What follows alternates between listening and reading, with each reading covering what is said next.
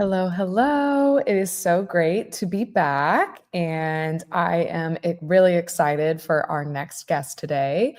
As you will see, it's just me today. We're sad that Chris is sick, but I will be leading the conversation with our guest, Lindsey McInerney. And Lindsey is a trailblazing technologist, futurist, and the founder and CEO of Black Sun Labs. With a career spanning hypergrowth startups, Fortune 500 companies, and even advising the royal family and the United Nations, Lindsey has established herself as one of the world's leading voices in emerging technology. She's a pioneer in the metaverse and Web3 space, and Lindsey has launched groundbreaking projects, including the Stella Artois award-nominated debut of the metaverse, which is so cool. She's named to the Thinkers 50 radar list and recognized as one of the 30 most influential people in the metaverse. Lindsey is passionate about helping leaders harness the transformation of power of AI, blockchain, and immersive worlds to shape a better future. Today, she is joining us to share her vision of how AI and frontier technologies are unlocking a new era of creative imagination. So please join me in welcoming Lindsey McInerney. So hello, Lindsey. It's great to see you. Jenny, it's great to see you again. Thanks for having me. Thank you for being here. I am so excited to dive right in and ask you all of the questions. And so we'll go ahead and get started. My first question for you is kind of like going back to the beginning. What sparked your fascination with cutting edge technology and futurism? And was there a specific moment or experience that maybe set you on this path? Yeah, I mean, I think I've always been a nerd, I've always been a nerd.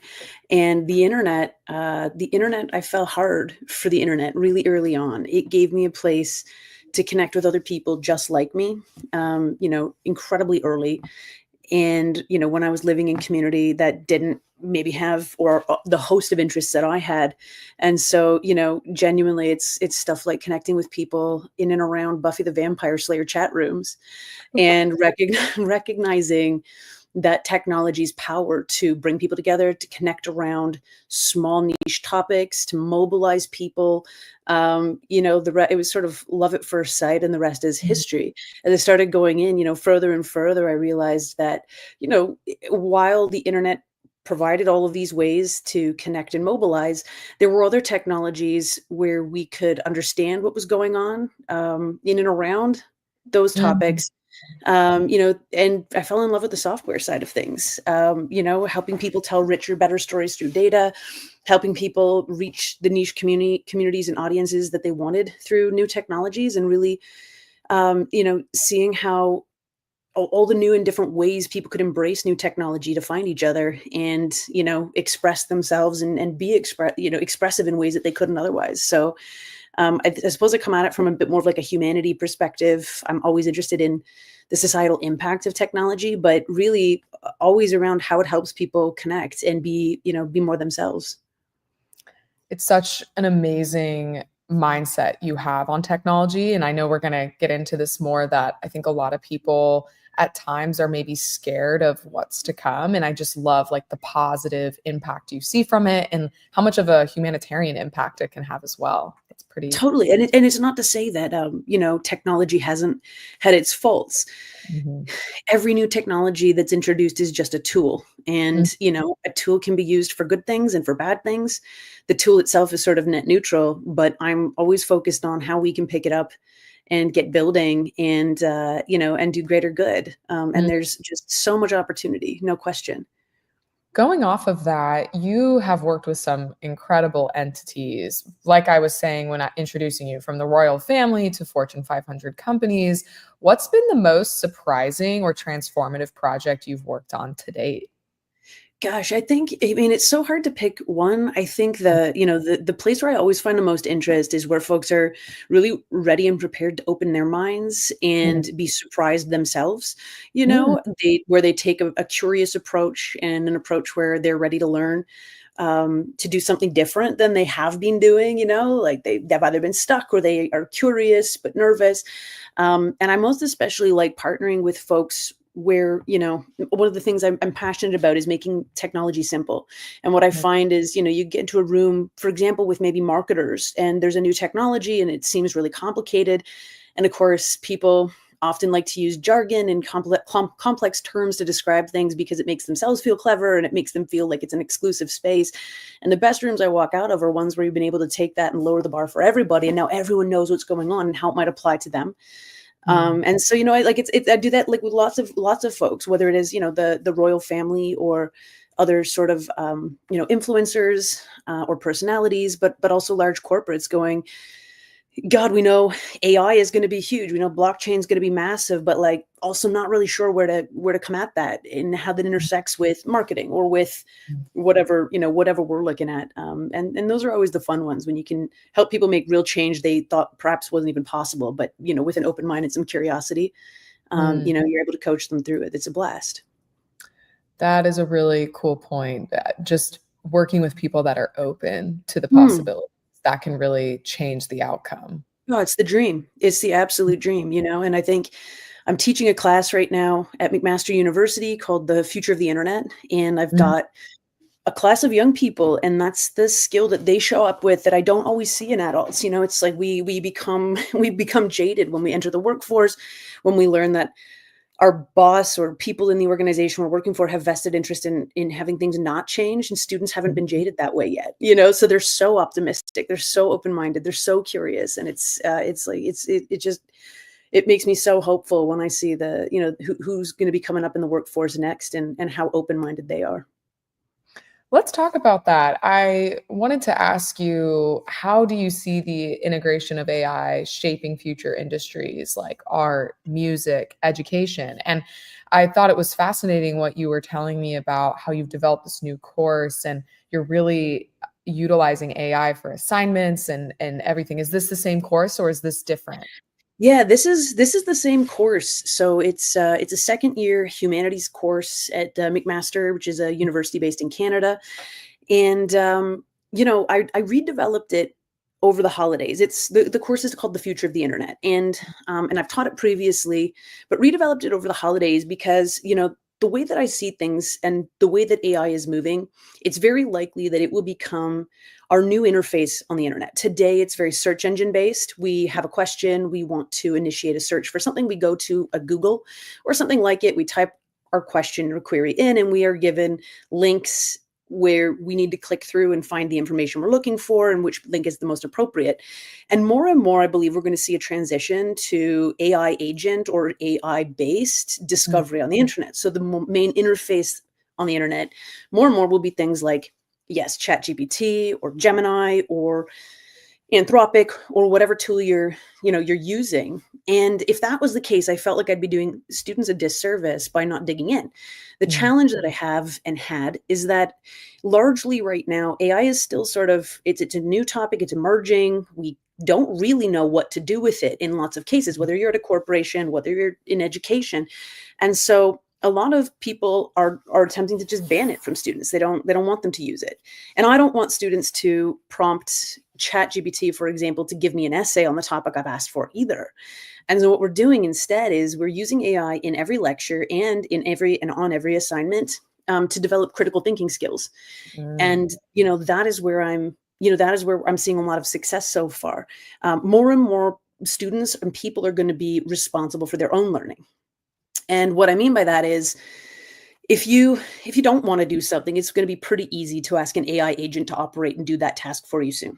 Even now, right? Like a student could probably develop enough essays and enough output to pass a university course without actually doing much. But the quality is going to be subpar. And what you walk away with as a learner is going to be nothing. And in this world where we will be interacting with AI agents more and more, we're going to need core skills like critical thinking. We're going to need the ability to be creative, to be inspired, to imagine, to dream. And those things are going to be the skills that allow us to work alongside technology rather than having it work for us. And so, we're using it to develop those critical thinking skills. We're not just asking it to give us an essay. The students are iterating with it and playing with it. They're falling down rabbit holes and coming up with more interesting information and angles on topics. They're having, counter debates with an AI where they ask it to take a different position. And actually, really, I think probably most heartwarmingly, the students all handed in topics for their final project for me that were so much more personalized than any other topics I've ever had. And that's because they took the topic it had to be on, internet's impact on society, and they Mhm. kind of gave it their own personal interest and went like, please, for the love of God, help me find something that intersects. And the projects have been incredible. Some of them writing on, women's health, some of them writing on pop culture, this, that, and the other. But, the experience of going ahead and doing that project is going to be so much richer. And they're going to be so much more committed to it because it's something that came from here that genuinely interests them. So it's iterative, it's real time. I tell the class we're all pioneering what this looks like, but so far it's been really amazing. That's fascinating. I mean, I think back to when I was in school, and so much of it was just memorize and then Yeah, forget facts, whereas the critical thinking and really taking the time to understand something. And I love your shift of the mindset of AI can actually help people be more creative. And I wanted exactly. to ask you about that. That's one of my favorite beliefs that you've shared is that AI will unlock new realms of creative imagination. Can you share an example of how you're seeing this happen already and really what you mean by that concept? Yeah, yeah, totally. So, I think the very way that AI works, meaning if you think of all of human knowledge as being contained inside a box, that's what AI is working from, right? Like it can only work from the information, so right today anyways, that we've given it. And it will come up with, associative pieces of information, generative I will, that like resembles this piece of information, this piece of information, but sort of, and it kind of feels new, but it was really based on these, other two pieces that we've got. Um, which means it's very good at things like science, it's very good at things like math, it's good at predicting, the right answer. It's not Mhm, necessarily today giving us that outside the box thinking, and that is, I think, what makes us completely truly human, is that we have all of these other experiences in life, things like serendipity and spontaneity, lived experience, relating, these kinds of things that make us really human. And those are sort of the things that we want to start refining. So the question becomes, how do you spend more time practicing those skills, becoming more imaginative, becoming more creative, more dreamy, more inspired, that kind of thing. And it's not going to be doing iterative tasks when an AI agent can do that for you. And I don't care what creator you are, there's no question there are parts of your day that are kind of boring. You don't really want to do them, whether it's your accounting, whether it's your email, whether it's whatever. And so, if we get this right and optimistically, there mhm. will be a good portion of our lives, no matter who we are, that we will be able to outsource to AI, the boring stuff, the bits that doesn't get us out of bed in the morning, so we can focus more on the stuff that does. And in addition to that, the things that will become more valuable are going to be exactly those tasks. It's not going to be the mundane. It's going to be the creative that becomes, the being genuinely uniquely human is going to be the output that is more required of us because it's the thing that makes us unique. And so, my hope and my optimism hopes that that we actually are able to become more creative and spend more time in that creative bubble that we all love so much, because we don't have to think about some of these other things. That is such a cool view, and I see it even in my day to day is I have really embraced utilizing AI for this. It's augmented my day.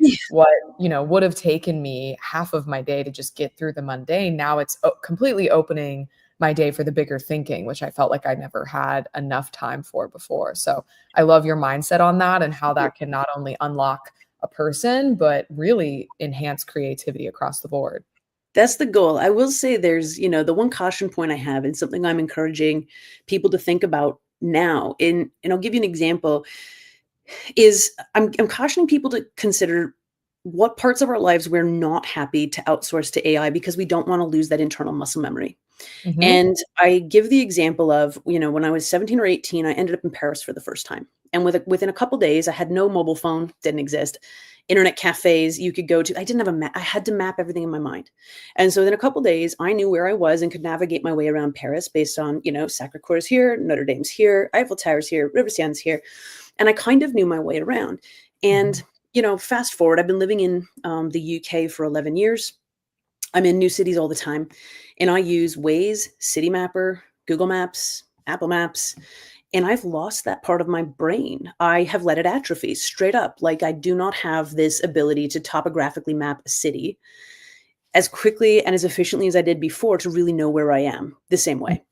And if I went back in time, I'd probably make the same choice. Maps have made it unquestionably easier, you know?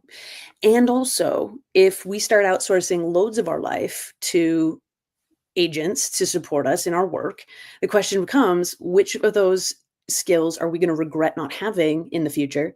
And which ones are we actually going to be completely okay with? So the downside of some of this, or the gotcha, the watch out, is, I think, carefully considering which parts you don't want to lose. And that's where I encourage, my students, my clients, to make sure you're not giving away your critical thinking. You are still you are still in charge, and you want to partner with the machine and not have it run your life. You want to have the machine make your life better. That's what it's here to serve us. So you have to be a little bit thoughtful there, but I am really optimistic that we'll figure it out. That's a great point. And you are known for helping executives and your clients dream big. And what's the first question you ask leaders when they're exploring the future of their business with you? Like, how do you navigate that kind of in these varying different realms with your Yeah, look, clients? I think the first thing, and actually is probably the hardest thing to do, is Mhm. to get people to think about the future without any of the existing barriers that they perceive to be in place to Mm. be there, right? So if you've been at a company for 10, 15, 20 years, there's just some things that are hard to do because of the way the company operates, because of systems that are in place, whatever else. Like, how do we actually get folks to dream big enough? It's getting people to dream bigger that is often challenging. They know they have to be able to do things like adopt AI or other technology, but I find there's often this ceiling on how big they'll allow themselves to dream because of how big they believe they can take it. And Mm. so the hardest part, honestly, and right at the beginning, is sort of figuring out if absolutely anything was possible. We took out every system, every structure, every bad manager, everything else. Like, what would you do if you could dream as big as possible? What does that look like? And that's a hard task because of, we all get into these roles where we have an expected output. We know it gets the job done, etc. We know that there's friction, and it may not necessarily be within our capability or even job title or role to change. But when we can start to think bigger, and outside that stuff, oftentimes the change isn't as hard as we imagined. We kind of get trapped in our own boxes and in our own minds of what the big problems really are. That's a great point. As you were saying it, it was making me think, wow, it's like here we are talking about how AI is within the box and we need to do the critical thinking outside the box because that's what makes us human. But there are times I resonate with that, even in my own company. If you kind of constantly see these barriers or restrictions, then you start to put yourself and Totally. your company in a box. And I hadn't thought about it like that, but it Yeah. is, you are really helping these individuals just remove those barriers and start thinking about how to dream big enough. Yeah, like, it's just, like, making sure we don't accept mediocrity because it's so easy to fall into that. We Mhm. all do it. But there's never as many limits that are actually there as we perceive there to be. And Um, yeah, working outside our own mind is a challenge. Very cool. With that, you've been a leader also in exploring the metaverse and Web3. How do you Yeah. see these technologies evolving over the next 5 to 10 years? What do you see? Where do you see those going? Well, look, I think there's no question in my mind that the way we access the internet is changing. Mm. I think people are tired of the two-dimensional news feeds. I think that a lot of the things that the original internet was developed for are sort of broken, right? The original internet was an incredibly radical idea. It was to be completely democratic, and there's always going to be challenges in that. But that it was intended to be, incredibly uniting um, and democratizing in how people accessed information. And we've evolved to a point now where we're operating in a corporate internet, Mm. and we're seeing some of those challenges play out in real time now with Elon Musk, with Mark Zuckerberg, with censorship, with freedom Mhm. of speech, with debating what those even mean. And the internet's not as fun a place as it used to be. And I don't think it Mhm. has to stay that way. We have this really interesting moment in time where I think technology is meeting us in a place where we actually can be more immersive. And a lot of these statistics on games are very interesting. I think we're spending a lot of time right now debating what the term metaverse means and whether there will be a metaverse or not. And we're missing the real point, which is that the internet's evolving Mhm. and people are spending more and more time in immersive spaces. Call them whatever you want. It may be called metaverse, it may not. We don't call it the information superhighway anymore either, so I don't care if it's metaverse or not. But these more immersive spaces that allow people to really fully experience a brand, a community, a culture, that sort of thing, and meet people and play and live and create. Like those spaces are taking off, and I think a lot of what the gaming community does really well, which is incredibly immersive, is bring back a lot of the fun in connection and connecting and community that's disappeared from places like Facebook and these other spots on the web that, started out with one vision and have ended up with another. It's so cool. And speaking of that, can you talk a little bit about the Stella Artois debut Yeah, in the metaverse? Just speaking yeah, of helping definitely. brands get there. Yeah, so this I mean, it's when this one starts is starting to seem the space moves so quickly, it's starting to seem like, almost ancient history, but, it was only a couple years ago, I was at InBev, and one of the largest I was the global head of technology and innovation. I was Mhm. responsible for figuring out what the big pieces of technology were that we should bring to the company. One of the Mm, largest changes I saw happening is and was in how the internet's moving and working. And mm, so I'd written a thesis on the future of the internet, looking at where crypto, immersive worlds, metaverse, blockchain, that kind of thing intersect with, with more average users, the everyday users. And kind of had this thesis that we were moving to more immersive worlds and wanted to explore what that would look like for a brand. So I formed a partnership with a crypto horse racing game called ZED RUN. At the time, mm, horses were selling for the price of cars, like $50,000, which is mm, kind of bananas in hindsight. But it it really helped to connect Stella Artois and who Stella Artois was in reality with who they could be aspirationally digitally. And what I mm, mean by that is in reality, Stella Artois is a premium beer, sponsor mhm, of premium sporting events, and Zed Run was a premium sporting event in virtual worlds. So it didn't seem like too big a leap to mhm, believe that consumers would expect us there, that they would mm, embrace us there, and that they might enjoy us being there. And so, very similar to how we perform in the real world, which is one of my large theses for immersive spaces, is that in a lot of ways, metaverse will parallel reality. mm. We showed up similarly to how we show up in the real world, um, and it went over incredibly well. We sold the 50 horses in 5 days for over $1 million. We Wow. noticed that consumers were willing to place a premium on the Stella Artois branded horses. And in addition, we had on in two dimensions, we had been building this campaign for years called the Life Artois. And it was this creamy dreamscape, beautiful world that we were actually able to allow people to fully immerse themselves in for the first time. So designed a racetrack that completely had this look and feel. And so now instead of looking at a billboard or seeing an ad, they were fully in the Life Artois. So it was an absolute blast and really great to see the reaction to it from consumers, and and that they were they appreciated it.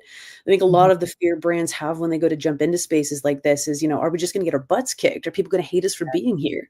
And it was a really real concern, but we really felt like if we approached it with, with some love Mhm. and with the Intention. yeah, exactly, and the ethos and values of that community, Mhm. not jumping in there, to try and own it, but to try and complement it and make it a better place for everyone else, that For sure. we would be embraced, and we were. It was an absolute blast. That is so cool. Yes, that's thank you for sharing a little bit about that. I feel like that is such a great example of how to be aligned and, in reality and in virtual reality. Okay, want to, with our next 5 minutes or so, ask you some future thinking questions. Sure. What role do you see for collaboration between humans and an AI in addressing more like bigger global challenges like climate change or Yeah. inequality, or just how do you see those working together?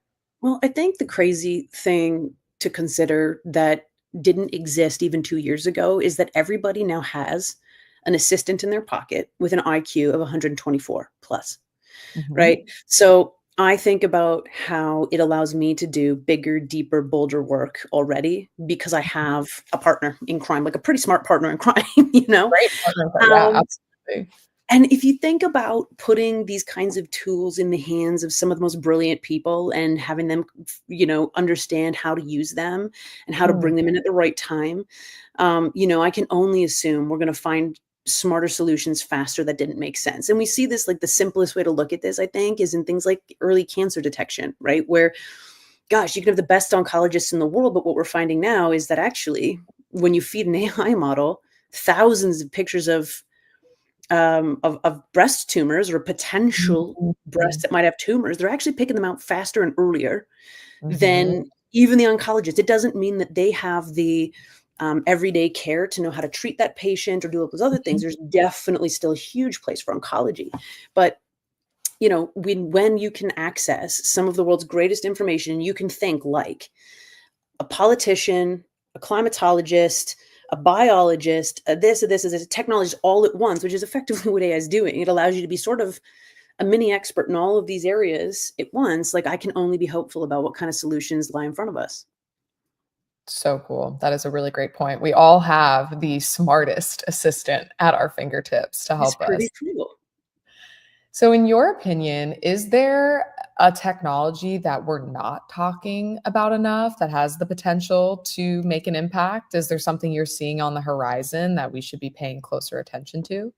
Yeah, I mean, I think like, everyone's talking about not everyone. I think we are not talking about next or what we'll talk about next probably like quantum Mhm, computing. I think we're not like average folks that interface with technology daily. Um Maybe we've not talked enough yet about, the compute power that it's gonna take to get here. I always mhm, wish we were talking more about climate impact and how we can still move forward and progress like with at light speed with technology, but mhm, also thinking about the only world we have here, right? Like metaverse or not, other worlds or not, like this is the most important place we have. And I would love to see some of these conversations be more balanced with how we make sure that this one right here is like the best place that we mm, have or continues to be because it is, right? Like mhm. and this goes where we're all in trouble. So, I'd love to see more conversations around technology in general. Have the climate at the forefront. It's incredibly important. Absolutely. And my last question for you is what's one message or insight that you hope people take away Mm. from your work and what they have heard today and will hear when they hear you speak? I think the biggest piece is to be curious, right? Like we are only limited by our own imagination, and the way life is. Sometimes it's hard to get into that creative, imaginative space. Mhm, But if we approach whatever technology or whatever problem we're trying to solve with curiosity, with imagination, I know we'll all find more creative, interesting solutions. And it's just, let yourself go, just play and be curious. I couldn't agree more, and that was a big takeaway for me today of when I asked you, like, what is that big question you're asking, the clients that you're working with? And I mean, the most important thing is for them to be open first and to really, like, unlock that thinking potential, that Yeah, creative potential. So that's so exciting to hear and also very tangible for people of like, this is how we start. It's just being open. yeah. Everyone can, do that. There's always more to explore. Oh, so cool. Well, this has been fascinating. I have so many takeaways that I'm excited to go share and shout from the rooftops. But thank you so much, Lindsay, for taking some time to talk with me today. Behind the mic, it's exciting to learn more, and this really helps our clients hear more before they get to have you on their own stage. So I really Thanks so much. appreciate it. Thank you, Channing. Really grateful and appreciate you having me. Awesome. All right. Well, until next time, thanks so much. Cheers.